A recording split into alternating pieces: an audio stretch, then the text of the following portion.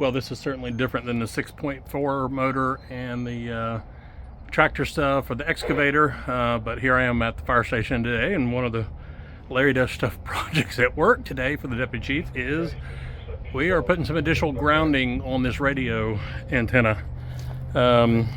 See down at the base, one of the requirements, I noticed this a few years ago, it's been here since I've been here, but I didn't see any grounds to the base, and we're not sure exactly what they did for grounding when this was installed back in 1976. So a couple years ago I had added a grounding leg on, and you can kind of see that older wire coming out, and it is in a grounding post out there. But we found out through FCC regulations and recommendations, all that, we actually need 3 grounding wires with rods each leg of this tower.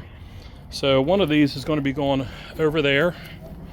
I've already driven it down into the ground.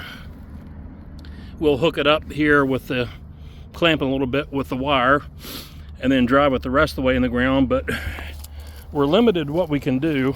The third one is going to come out over here.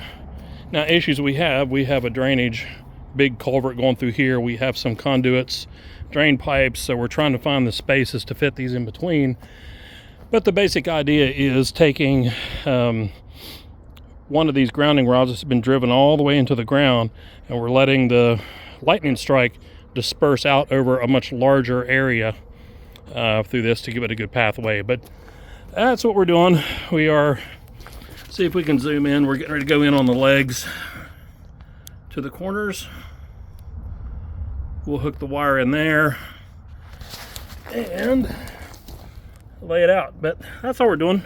This is not going to take long at all, and then cover it up and then go home for the day. So that's another Larry Does Stuff. I'll try to put up some type of a diagram from the FCC on radio tower grounding. It's supposed to be like a 16-foot dispersion circle and several other things, but unusual project and a little bit interesting. So have an awesome day.